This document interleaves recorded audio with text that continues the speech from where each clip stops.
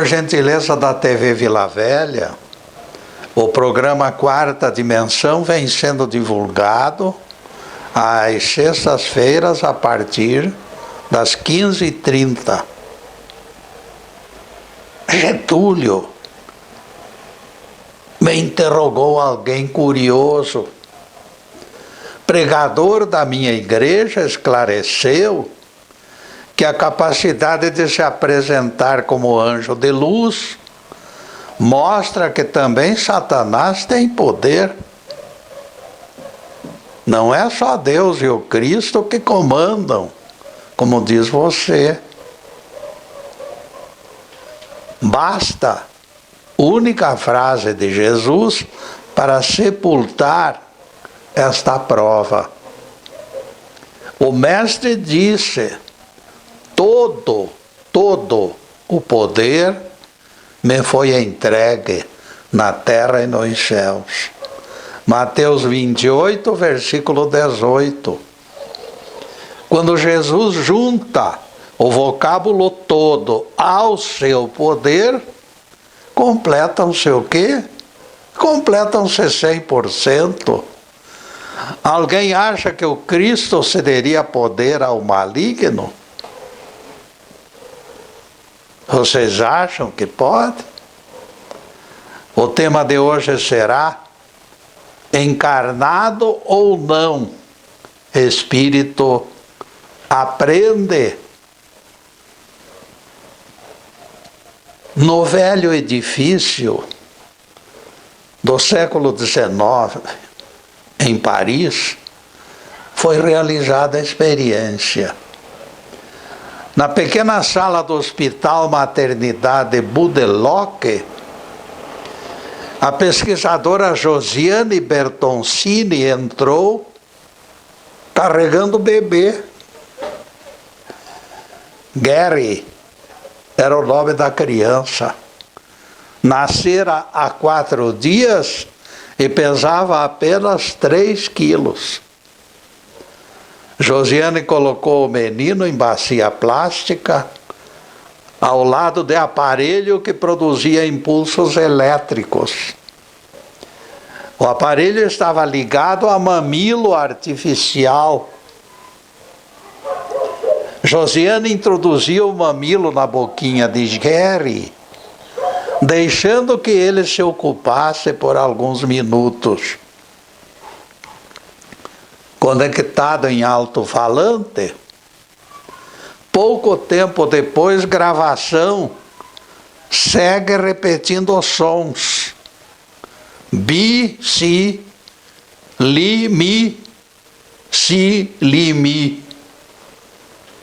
Os dedinhos de Gary comprimem a face alaranjada do mamilo. Ele aumentava o ritmo na proporção da intensidade dos sons. Sempre que se apressava, a voz gravada, mais rápidos se tornavam os movimentos da criança. Quando a repetição o aborrecia, ele abandonava o ímpeto e dormia. Nestes momentos, alto-falante fazia ressoar bem audível a palavra dá. O bebê acordava e voltava ao mamilo com dobrada força. Essa experiência mostrou que os bebês possuem capacidade de distinguir diferenciadas situações e reagem de forma coerente. A criança recentemente nascida revela experiências impossíveis de adquirir no breve retorno.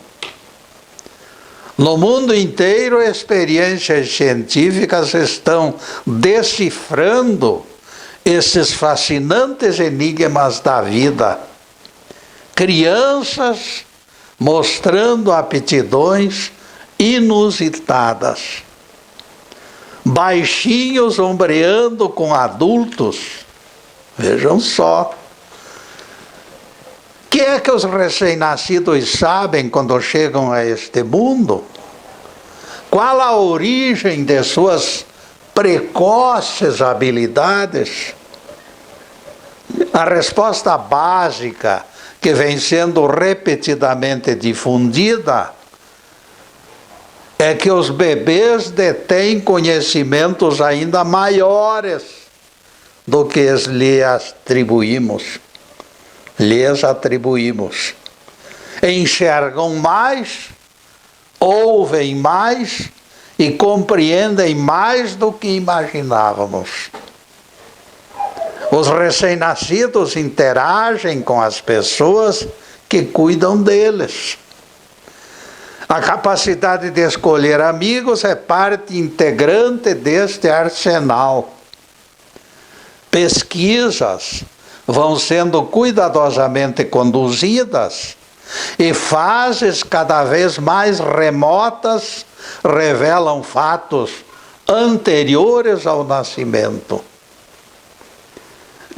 O obstetra francês introduziu hidrofone no útero de parturiente e gravou sons que chegavam aos ouvidos do feto. Baques de pulsações arteriais da mãe, vozes longínquas de pais, de parteiras e de médicos eram esperadas pela criança, pelo feto, com atenciosa expectativa. Até os acordes reconhecíveis da Quinta Sinfonia de Beethoven têm sido usados para sondar essas reações do feto.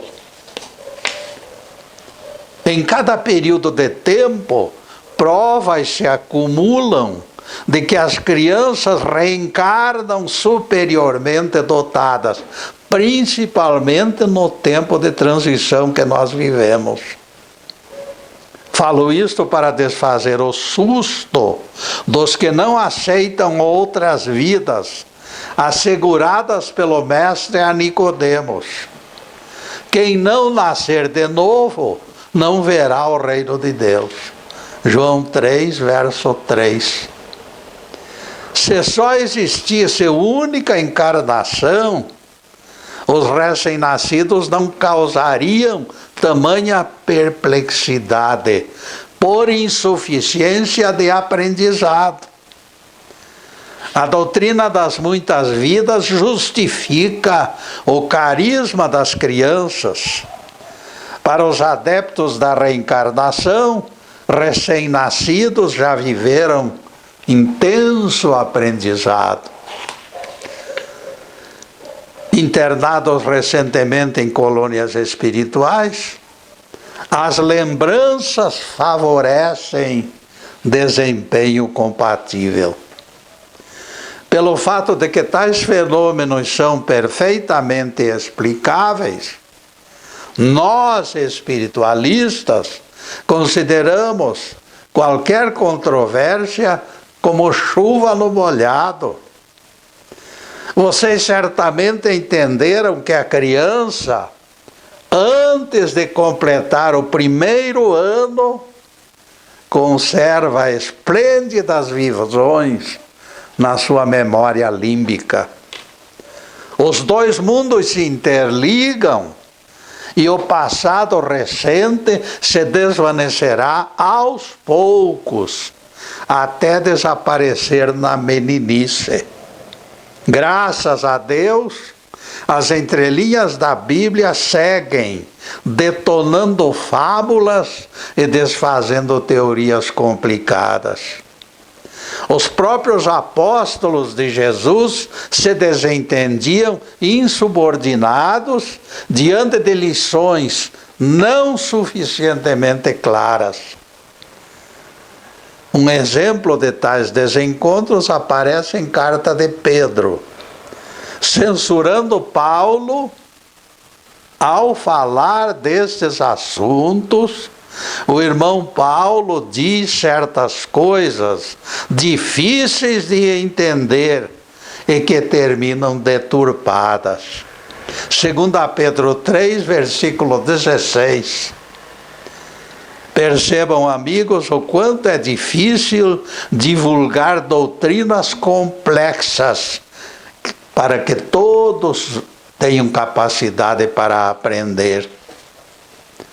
Dia destes, eu me surpreendi com um pregador da televisão disposto a interpretar as primeiras linhas da Epístola aos Efésios. Eu jamais ouvira pregador tratar deste assunto polêmico. E a minha curiosidade subiu às nuvens. A expectativa morreu na casca, porém, o pregador preferiu se ocupar do versículo anterior àquele. E aí este versículo é nada polêmico e nada difícil. Sim, Getúlio, disse Crispim, mas fale você mesmo então. Eu não arredo o pé sem elucidar este imbróglio. Pois então vamos em frente, amigo Crispim, eu disse. E passei a ler dito texto. Ele nos escolheu nele, antes da fundação do mundo, para sermos santos e irrepreensíveis. Efésios 1, versículo 4. E neste ponto, amigos, nós vamos fazer a primeira interrupção do programa para os comerciais do canal, mas é um instantinho só. Daqui a pouco estaremos de volta. Obrigado.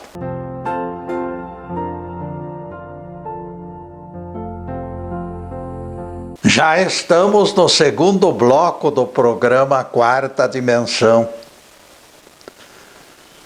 Como tarefeiro modesto, estou satisfeito com as visualizações dos trabalhos no YouTube e no Facebook. Afinal, milhares de amigos já nos prestigiaram no conjunto da obra, visualizando palestras, e nós agradecemos de coração. O importante é que os acessos continuam crescendo. A gravação é feita nos estúdios Fernando Martins, e também palestras anteriores podem ser assistidas pelo Facebook Live TV PG e pelo YouTube. Todas elas clamam pela atenção e pela divulgação de vocês. Nossos agradecimentos ao Fernando e ao Zube pela cordialidade e pelo suporte valioso. As nossas palestras são definidas como quarta dimensão. Lá num cantinho, lá vocês encontram quarta dimensão. Atente para este detalhe quando procurá-las no Facebook, Live TV PG ou no YouTube. E agora voltaremos ao tema: encarnado ou não, espírito aprende. Se estas figurinhas, meus amigos, fossem anteriores ao casal do sexto dia, o trem do universo já viajava independente do grão de areia. Já tínhamos mundo e tínhamos habitantes. Crispim, preste atenção. Ele nos escolheu antes da fundação do mundo. Ele nos predestinou para a adoção. Efésios 1, versículos 3 a 5. Se Paulo afirma, ele nos escolheu, significa que além dos escolhidos, existiam outros que não foram escolhidos. O trem já estava repleto. agricultor oferece ao comprador cesta de nabos. O comprador decide, escolhe os melhores ou leva todos os nabos que estão na cesta. Se o Evangelho diz, ele nos escolheu, significa que alguns foram rejeitados. E a população vai crescendo antes da fundação do mundo, mostrando liderança inexistente do nosso grãozinho de areia chamado terra. Caem por terra os esquemas teológicos de sacerdotes terrenos, comandando salvação ou perdição, inferno e céu em todo o universo. Se antes da fundação do planeta o Criador se referiu a diletos filhos, isso se torna a prova de que eles não pertenciam à Terra.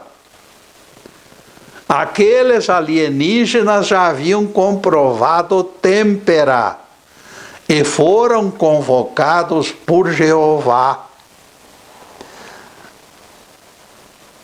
Da terra não eram, mas Deus resolveu usá-los como peregrinos do sacrifício. Analisemos o assunto, Crispim. Algo ainda não individualizado, sem corpo e sem alma, não pode assumir dianteira, desprezando o calendário. A Bíblia fala que o primeiro casal surgiu no 6º dia. Homem e mulher foram criados. O mesmo livro sagrado, todavia, aponta seres irrepreensíveis e os situa como anteriores à fundação da terra. Por 2 motivos, nós não podemos considerá-los terráqueos. Se incompreensíveis, como escreveu Paulo, estariam salvos na arca de Noé. Se fossem terráqueos, surgiriam depois da fundação do planeta. Esquemas modificados, esquemas inválidos. Somos forçados a concluir que eram alienígenas de outros planetas, convocados por Jeová. Vejam que os catedráticos perderam fôlego diante de Galileu Galilei há séculos. Mas eles voltaram à carga tempos depois, instalando inferno e céus, administrados por sacerdotes do planeta Terra. Eles tomaram as rédeas e se intitularam agentes plenipotenciários, provedores de almas para céus e infernos. Eles nunca desistem. O resto do universo nunca existiu para esses adoradores do grão de areia.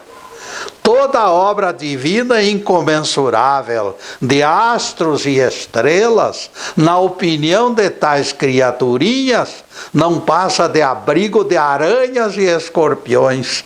E eles concluem: a única existência encarnado, e o espírito do terráqueo segue para a eternidade de bem-aventurança ou eternidade de penas. Eles se dizem portadores dos passaportes, tudo passa por eles. Ai do questionador que ironiza a largueza do universo quando enxerga grão de areia voltando ao comando planetário. Procedeu com sobras de acerto, portanto, o apóstolo Paulo, quando definiu a questão pelas entrelinhas. Ele nos escolheu antes da fundação do mundo, disseram eles, quando Paulo lhes entregou a palavra em Efésios 1, verso 4. Paulo não adorava o grão de areia, como fazem modernos teólogos. Sobram ainda outras razões para crermos em nossa interpretação. Se até mesmo personagens de carne e osso usaram mal o livre-arbítrio, quanto mais o fariam abstrações, se não fossem conhecidas de Deus. Ser apontado pela divindade, em seguida descartado, é humilhante. Vejam que Jeová acumulou Sansão com clara intenção de torná-lo seu servo. E Sansão se tornou até mesmo suicida. Explica-se, portanto, que o Criador tenha importado servos com garantia de eficiência de mundos superiores. Tanto isto é verdade que o trecho de Paulo confirma. Ele nos escolheu para sermos santos e irrepreensíveis sob seus olhos. Efésios 1, versículo 4. E isto reforça a conclusão que tais figurinhas eram seres de mundos superiores. Jeová os conhecia de outras vidas. Ele não arriscaria entregar missões importantes para incapazes. Para aceitar minha versão, será preciso entender que o universo é composto de diferenciadas moradas dirigidas pelo Pai Criador. Elas alcançam status de mundos superiores quando seus habitantes completam aprendizado.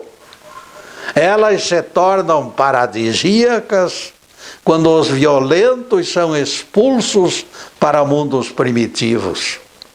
O diploma concedido aos melhores é o passaporte que garantirá lugar do mundo higienizado de amanhã, chamado Cidade Santa.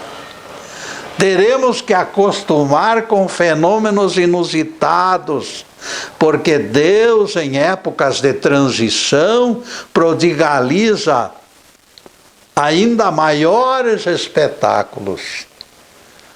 Dentro do raciocínio coerente, na era profética, entendemos que o Pai Criador carregou Elias para outro planeta, dentro de um carro de fogo. Estamos coerentes com a nossa pregação? Períodos excepcionais são diferentes nas manifestações. Pregadores distraídos, negadores contumazes, proclamam que Elias subiu aos céus, ignorando ou desprezando palavras do próprio Cristo. Vejam que o mestre disse a Nicodemos: ninguém subiu aos céus a não ser o Filho do Homem. João 3, verso 13. Falhou sua tentativa de justificar os saduceus Crispim. Será oportuno que você reconheça.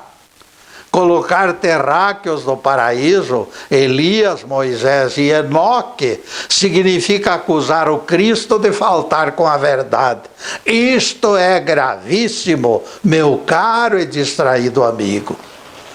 E neste ponto faremos mais uma pequena interrupção no programa para os comerciais do canal, mas é um instantinho só. Daqui a pouco estaremos de volta. Obrigado.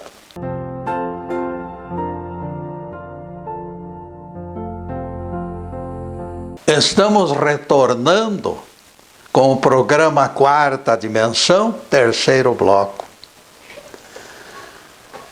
Comandar reencarnação de alguém que já ofereceu provas de fortaleza e coragem deve ser tarefa agradável ao coração de Deus, amigos. Vocês não acham? Atento a experiências de vidas anteriores, quando Deus precisa de alguém para missão especial, Ele próprio vai escolher o elemento certo. A Bíblia nos revela isto com bastante clareza, quando Jeová manifestou sua intenção para que Jeremias reencarnasse. Disse Jeová para Jeremias: antes que eu te formasse no ventre materno, eu te conheci. E antes que saísses de tua madre, te consagrei e te constituí profeta. Jeremias 1, versículo 5. Não existe argumento que anule esta verdade. As palavras de Jeová, antes que te formasse no ventre, significa algo anterior à concepção. Não existia nada. Se fosse uma vida única, não existiria nada de Jeremias na história. Ele praticara o quê? 0 tarefas. O livre-arbítrio teria sido violado. Depois do pinguinho de doutrina, voltaremos ao tema de hoje. Encarnado ou não, espírito aprende. Nada arranca os saduceus de suas teorias fantásticas, porém. O longo sono da morte, a salvação grátis da impunidade, códigos escritos superando os códigos da consciência. Eles parecem soldados com passos divergentes do resto da tropa. Eu esclareci o Crispim. O aprendizado é subproduto do tempo. Ninguém aprende em limitadas e espremidas lições. Aqueles recém-nascidos, descritos no início da palestra de hoje, são almas viventes, que as muitas vidas ilustraram.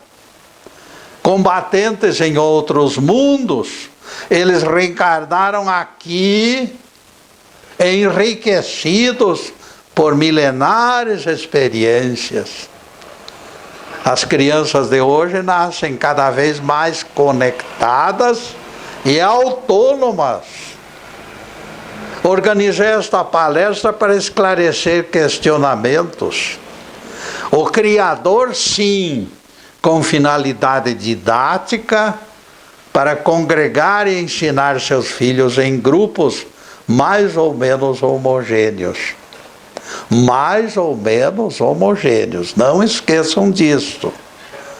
Eu disse mais ou menos homogêneos, porque se fossem todos santos, todos bons, todos dentro de um padrão, não existiriam professores. Tem sido excelente a interação respeitosa de líderes e liderados em cada faixa populacional, desde civilizações primitivas até mundos superiores. Em cada agrupamento se acomodam leis diferenciadas que perdem serventia quando os aprendizes evoluem. Quem sabe mais responde pela transgressão de maneira mais intensa. Percebam que Jesus apelou em favor dos seus próprios flageladores.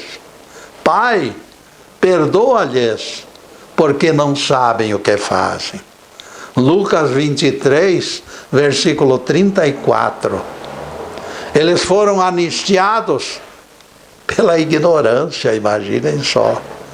Baseados nesta colher de chá, ninguém considera o melhor continuar ignorante, pois a tolerância não será duradoura.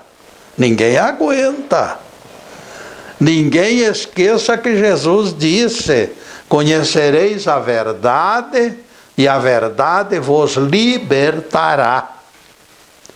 Acaso você deseja permanecer escravo a vida inteira, companheiro? Camuflado pela ignorância? expondo a realidade já sublinhada, que em tempos de crise o aprendizado adquire melhor qualidade, nós voltamos aos bebês inteligentes, lá do início da palestra. Eles foram citados no início, meus amigos, bem no início. Esses recém-nascidos protagonizaram experiências na carne e continuam se aperfeiçoando para alcançar o reino de Deus. Por isso, exibem vivacidade admirável e desempenho nota 10. Testes demonstraram que os recém-nascidos aprendem com facilidade e têm preferências marcantes. O Dr. Jacob Steiner, fisiologista israelense, catalogou o bebê com apenas 12 horas, eufórico ao receber água açucarada na língua. Ele exibiu desgostosa careta, porém, quando a porção recebida foi suco de limão. O cheiro forte de ovos podres acarretou enérgico protesto. Aroma de baunilha foi bem aceito. Camarão foi rejeitado através de choro convulso. O Dr. Steiner ficou satisfeito com os resultados. A seguir, a opinião será nossa. Nós assumimos o encargo de dizer algo. As reações daqueles pequeninos seres não poderiam revelar tamanha vivência e desenvoltura não fossem vidas anteriores. Vida única não os capacitaria a tomar posições definidas, como as experiências demonstram. Sem vivência anterior, é praticamente impossível a produção de reações inusitadas que a ciência está catalogando. Ninguém esqueça que existem crianças dirigindo orquestras e outras coisas mais impossíveis até de se conceber. O estudante graduado Shinsuke Shimojo, da Universidade de Tóquio, programou o computador medindo o interesse do bebê encarando fitas desiguais. Oculto atrás do aparelho, Shimojo registrou os olhos das crianças movendo-se, atentos e interessados, acompanhando os movimentos. A ascensão dos pequeninos diminuía diante de fitas comuns, vejam só que coisa extraordinária, e aumentava pela visão das fitas coloridas e sofisticadas. Muitos bebês percebem todo o processo com rapidez. Incompreensível, revela Shimojo. Segundo algumas experiências, o bebê escapa do útero com o sentido de visão prejudicado. Isso é coisa passageira, todavia. Pouco tempo depois, a visão se estabiliza. Mesmo na semi-obscuridade do quarto, o bebê agora enxerga com visão total. Isso foi certificado com câmeras fotográficas.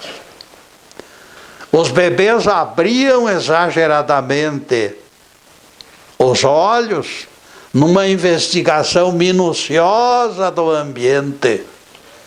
Com 8 semanas, crianças de hoje distinguem formas de objetos e cores, manifestando preferências. Na média, a cor vermelha é a preferência, seguida pela cor azul. Aos 3 meses, os pequeninos já desenvolvem visão estereoscópica. Os ouvidos das crianças funcionam ainda antes do nascimento. Testes realizados ainda na década de 60 revelaram que os bebês adormecem com mais rapidez ao som gravado de coração batendo. O coração batendo impressiona as crianças e as faz descansar. Outra coisa importante, as crianças preferem vozes femininas.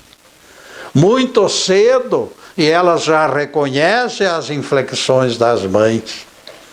Semanas depois, elas já demonstram segurança quando as mães se aproximam. Os passos das mães são conhecidos.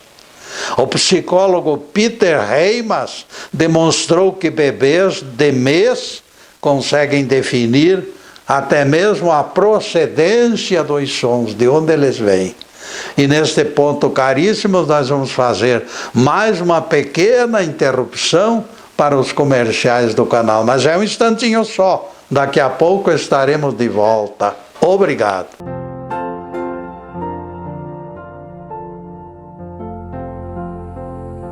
Passaremos agora ao último bloco do programa Quarta Dimensão. Para a próxima sexta-feira já estamos preparando novos assuntos para explicar Bíblia e especialmente Evangelhos. Em seguida, os últimos questionamentos sobre o assunto em estudo. Encarnado ou não, espírito aprende. O psicólogo Peter Heimas escreveu o seguinte: o bebê já conhece os sons que servem para a comunicação das pessoas. Eu nunca vi, diz Heimas, alguma criança imitar o som de refrigerador. E, no entanto, o refrigerador emite sons. Isso significa que ele se esforça para aprender regras de linguagem. Nunca esqueçamos que o intelecto do recém-nascido já se expandiu para pronunciar suas primeiras palavras. É difícil nós imaginarmos a energia que tamanho esforço lhe custou. O psicólogo Andrew Meltzoff publicou estudo mostrando que bebês de apenas 12 dias colocavam língua de fora, imitando adulto. Tiravam a língua para ofender o próximo. Colocaram chupeta na boca do mal-educado, tentando minimizar aquele gesto descortês. E a surpresa foi enorme. Logo que retiraram a chupeta, a criança revidou, mostrando a língua a segunda vez. Enfim, amigos, os bebês vêm demonstrando aptidões inéditas. Houve teste neste sentido com bebês de 2 semanas. Sombra de cubo foi arrastada na direção deles. A sombra do cubo foi arrastada. Eles se contorceram para escapar de colisão. No momento que a sombra ultrapassou o ângulo de perigo, imediatamente os pesquisados se descontraíram. O essencial que precisamos entender é o fato de que esta experiência é completamente nova, inédita para bebês. Se aqueles espíritos não tivessem vivido anteriormente, com certeza lhes faltaria iniciativa para se prevenir da colisão. Vocês não acham? Não teriam noção do perigo. As razões para ditas cautelas têm ocupado os cientistas. O psiquiatra canadense Thomas Verny, na obra A Vida Secreta da Criança em Gestação, sugere que o feto, ainda no útero, cria regras. Outros especialistas partem do princípio que os genes carregam mensagens de ancestrais. Os bebês são influenciados pelo homem primitivo na sua luta desesperada pela sobrevivência, escreveu Verny em sua obra. Esta carga de precauções chega ao pacote genético. A genética explica isto, dizem eles. Nem tanto, eu direi, nem tanto. No jornal Time de Nova York, de 15 de agosto de 1983, Otto Friedrich aponta indefinições desta teoria. Coloque de pé o seu bebê em cima de uma mesa, logo nos primeiros dias de vida. Que fará ele? Com certeza ele fará esforço enorme para se desvencilhar dos seus braços, procurando andar. O mesmo bebê colocado na água vai querer nadar. Solte ele, ele sai batendo mãos, batendo braços. Tudo bem, você deixará escapar com satisfação que isso é obra da genética. E até que ponto eu não consigo argumentos para dizer o contrário? Otto Friedrich, porém, logo em seguida revela que estas habilidades desaparecem no fim de certo tempo. A experiência dos pais confirma suas palavras. Crianças nada tímidas no começo da vida, de repente são vítimas de timidez mórbida. Modificações súbitas de personalidade mostram ruptura gradativa das ligações com as colônias espirituais. E aqui está o segredo. O pequenino ser assume postura de autêntico terráqueo. O mesmo bebê que tentava andar e nadar perderá a coragem dali para frente, temeroso diante dos passos incertos e do mergulho nas águas. Ele se retrairá com timidez, revelando falta de confiança. Esta modificação estratégica que ocorre com as crianças foi confirmada por Janet Walker e Richard Tiss, que fizeram também pesquisas. Esses psicólogos apontaram perda de capacidade de identificação dos sons aos 12 meses por crianças detentoras desta aptidão há 8 meses atrás.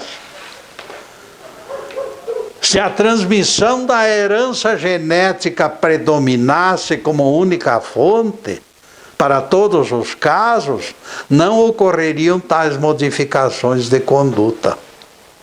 Aceito que os recursos da raça são partilhados. A própria citação raça mostra que falamos do homem coletivo. A genética molda aspectos corpóreos.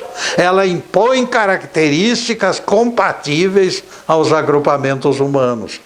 Contudo, em se tratando de indivíduos, os parâmetros podem ser diferentes. O lado espiritual predomina, guardem isto. O próprio Jesus define distinção na famosa entrevista com Nicodemos. O que é nascido da carne é carne. O que é nascido do espírito é espírito. Corpo é corpo. Espírito é espírito. Os pais conhecem o tríplice alicerce que produzirá resultados. Amor, estímulo e educação serão sempre bem-vindos.